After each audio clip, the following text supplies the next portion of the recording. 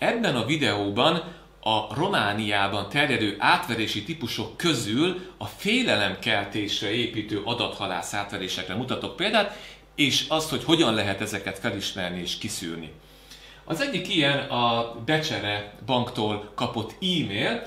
Itt egy nagyon fontos dolog van, hogy ráijeszt az emberekre, tehát ráijeszt arra, aki ezt kapja, hogy hú, nem fogok tudni fizetni. Amikor ilyen történik, hogy valami ránk ijeszt, azonnal gyanakodjunk, hogy ott nagy eséllyel átverésről lesz szó. A kártya aktivizálásához kell ugye egyszerű lépéseket megtennünk, és itt ugye a linkre kell kattintani, senki rá ne kattintson erre a linkre. Itt egy egyszerű átverésről van szó, nincs konkrét ügyfélről szóló megszólítás, tehát általános megszólítás van. A legtöbb ilyen adathalász csaló átverésnél csak általánosan nem névre szóló a megszólítás, már ez lebuktathatja. Nagyon fontos, hogy megnézzük mindig azt, hogy honnan érkezik az e-mail, tehát ki a feladó. Vigyük oda a kurzort, mert lehet, hogy az az e-mail cím, amit kiír, az nem valós, de ha a kurzort oda visszük, akkor az igazi címet is meg fogja jeleníteni, és abból már kiderül, hogy nem a bank eredeti e-mail címéről származik az a levél, ami érkezett, és ha az egeret ide visszük erre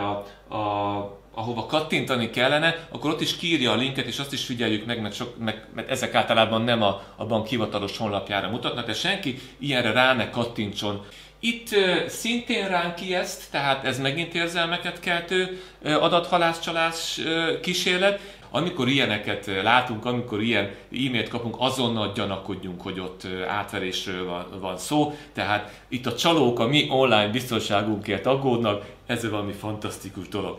Hogyha rákattintunk erre a linkre, akkor a bank oldalát lemásoló hamis weblapra jutunk. Tehát ez nagyon-nagyon érdekes. Sajnos itt nincs kiírva, hogy mi a konkrét weblap, pedig ezt jó lett volna látni, de ez nagyon hasonlít a Raiffeisen Bank hivatalos oldalához, de ez nem az. Tehát itt a csalók oldalán vagyunk, és a csalóknak adjuk meg a bankkártya adatainkat. Tehát nagyon fontos, hogy megnézzük, hogy az a link az hova vezet, amire rá kell kattintanunk. Itt is ránk ijeszt, itt se névre szóló megszólítás van, tehát ez mindig csalásra utaló jel, érzelemkeltés, ijesztgetés, nincs megszólítás, határidőt ad, 48 órán belül kell intézkednünk, tehát sürget. Amikor sürget valaki vagy valami, az mindig a racionális, észszerű döntéshozatal ellen van, tehát nem hagy időt arra, hogy végig gondoljuk, hanem gyorsan cselekedni kell, tehát nyomás alatt leszünk. Ilyenkor megint legyünk óvatosak, hogy itt átveréssel van dolgunk. Itt megint az van, hogy a feladót kell megnéznünk, meg kell nézni, hogy ez hova mutat ez a link, valószínűleg nem az adott bank hivatalos oldalára. Szintén ránk ijeszt ez az e-mail, ez is bevett formulája a csalóknak, szintén nem névre szóló megszólítást kapunk. Itt ugye arról szól, hogy valaki próbál bejelentkezni a mi bankfiókunkba, másik IP címről, ne dőljünk bennek, ránk ijeszt, érzelmeket kelt, így próbálnak minket abba az irányba vinni, amit ők szeretnének. Ellenőrizzük a linket, ez hova vezet, nézzük meg az e-mail címet, hogy honnan érkezett. Hogyha bármi kérdésünk van, bármi gyanús, akkor a bankot, a küldő pénzintézetet hivatalos forrásokon keressük föl, és ne erre az e-mailre válaszoljunk, és ne a linkre kattintsunk.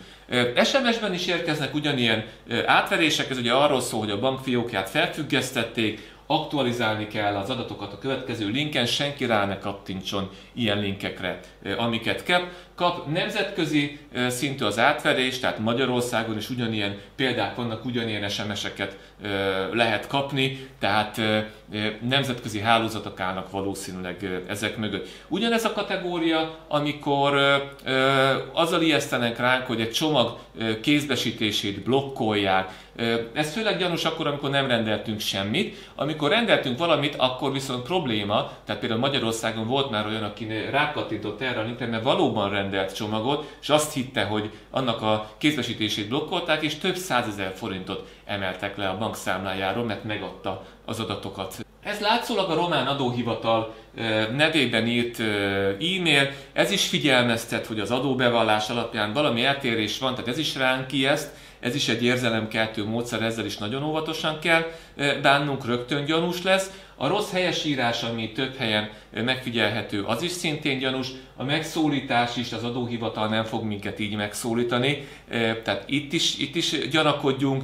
Linket küldenek, az adóhivatal nem küld kitöltendő linkeket, ezekre senki rá ne kattintson, ezekre a csatolt fájlokra, mert ezekben van ilyenkor a vírus, kémprogramot telepítenek a gépre, vagy akár az adatainkat is elveszthetjük. Tehát nagyon-nagyon óvatosan. Attól, mert oda van applikálva az adóhivatal logója, attól az még egyáltalán nem biztos, hogy tényleg az adóhivataltól jött. Meg kell nézni, ide kell hozni az egeret, hogy konkrétan milyen e-mail címről származik ez. Tehát legyünk nagyon-nagyon-nagyon óvatosak, és igazából mennyire életszerű ez az eset, ezt is végig kell gondolni. A sláger téma az utóbbi időben a Netflix nevében küldött e-mailek és SMS-ek köre, adathalász csalások köre. Itt is ugye arról van szó, hogy a Netflix adatainkat frissíteni kell, aktualizálni kell, ehhez ugye az alábbi linkre kell kattintani, senki ne kattintson erre a linkre, ennek semmi köze nincs a Netflixhez, oda kell vinni a kurzort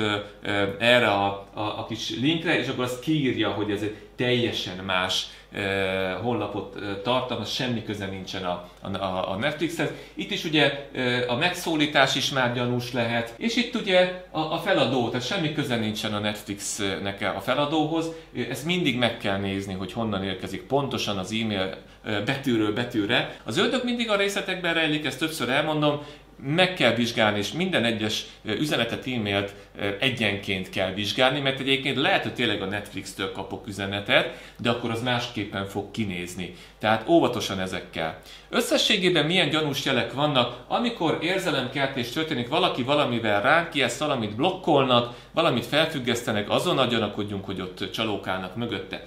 Amikor sürgetés van, tehát 48 órán belül hamar kell valamit csinálni, sürgetnek, nyomás alá helyeznek minket, azonnal gyanakodjunk, kritikai érzékünket ki akarják kapcsolni. A feladó ismeretlen számról jön egy SMS, gyanús végződésű e-mail cím, gyanús linkek vannak, ezeket mindig meg kell nézni egyenként, azért, hogy a csalásokat elkerüljük. Helyesírás hibák, helytelen megfogalmazás sok esetben jel. Egyébként egyre kifinomultabbak ezek a technikák, egyre jobb a helyesírás, de azért sokszor még ezen tetten lehet érni, ezen keresztül. Viszont a gyanús végződésű e-mailek meg linkek azok akkor is lebuktatják az átveréseket, ha amúgy jó helyesírással vannak elkészítve. Az általános megszólítás, tehát nem névre szóló megszólítás is visszatérő jele az átveréseknek, vagy üzenethez nem illő, adóhivatalhoz nem illő informális megszólítások, tegeződések, ezek is jelei lehetnek az átveréseknek. Ha adatok aktualizálását kéri, mindig gyanús, azonnal gyanakodjunk. Nagyon fontos, hogy ne ijedjünk meg ezektől a ránk ijesztő üzenetektől. Pontosan ez a csalók célja, hogy megijedjünk, és ezért úgy cselekedjünk, ahogy azt ők akarják. Tehát őrizzük meg a nyugalmunkat, próbáljunk észszerűek, racionálisak maradni minden körülmények között, és figyeljük meg ezeket a gyanús jeleket betűről betűre. Ugye a kurzort azt már mondtam, hogy az e-mail címre vigyük, és azt kiírja, hogy tényleg honnan jött, hogyha egy más e-mail címet jelez ki eredetileg, az lebuktatja, ugyanez igaz a linkre is. Soha semmire nem szabad rákattintani, csatolt fájlt nem szabad letölteni, megnyitni. Ez nagyon-nagyon fontos szabály ilyenkor. Attól, hogy még valamilyen intézmény, bank logóját látjuk, Becsere Bank vagy Netflix, attól még egyáltalán nem biztos, hogy tőle érkezett az üzenet, ezért kell ezeket a jeleket megfigyelni, és ajánlom továbbra is a Nemzeti Kiberbiztonsági Igazgatóság honlapját, ahol nagyon hasznos információkat lehet olvasni ebben a témában. Köszönöm szépen a figyelmet, remélem, hogy azért néhányan most már sokkal kritikusabban és óvatosabban fognak viszonyulni, hogyha hasonló e-maileket kapnak.